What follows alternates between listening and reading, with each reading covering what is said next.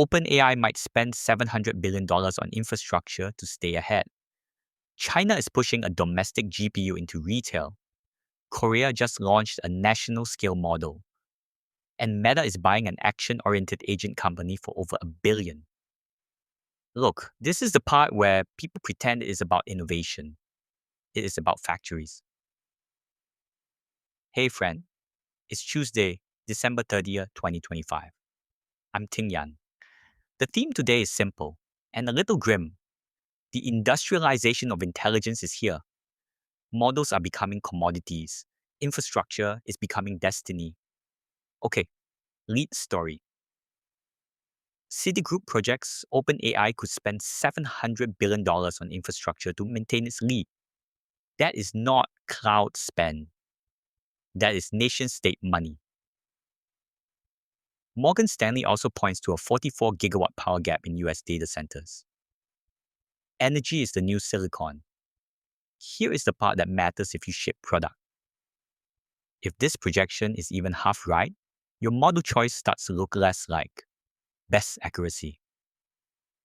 It looks like supply chain. Who can promise capacity? Who can promise uptime? Who can promise a price that does not jump mid-quarter? The winners get picked by power contracts, land rights, and cooling. Because infrastructure is getting treated like a strategic asset, the next story is not surprising. TSMC is reportedly pushing a 3 to 10% price hike. The context is through 2029. Right. Through 2029. That tells you demand is inelastic. The buyers complain, then they pay. If you are underwriting AI, you are underwriting a multi-year Capex treadmill. Using my framework here, the signal is that compute is turning into industrial policy. The noise is the chest thumping about sovereignty on social media. The second order effect is that the best AI companies start to look like utilities. Predictable demand, brutal fixed costs, and a quiet dependence on regulators and grids.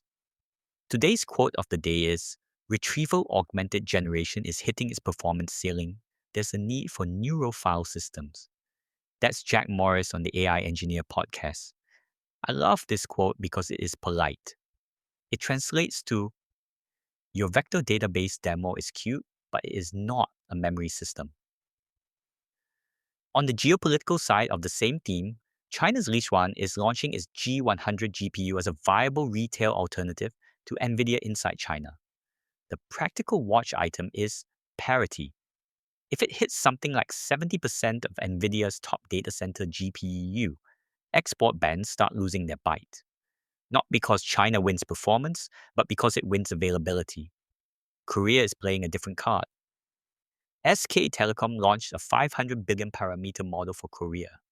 National models are starting to act like strategic reserves. If you invest in sovereign AI clouds in 2026, this is the breadcrumb trail. Then you get the corporate version of the same industrial logic. SoftBank acquired DigitalBridge for $4 billion to secure data center real estate. Real estate with power permits is becoming more valuable than the chips themselves. A GPU you cannot power is an expensive paperweight. Finally, the software layer is adapting to this factory world. Meta acquired Manus AI for over $1 billion to integrate action-oriented AI. This is the interface story. People spent 2 years selling chat. The money is moving to action. The consumer surface is shifting from language models to action models. If you want a very grounded proof, Coinbase cut internal agent build time from 12 weeks to 1 week using Langsmith.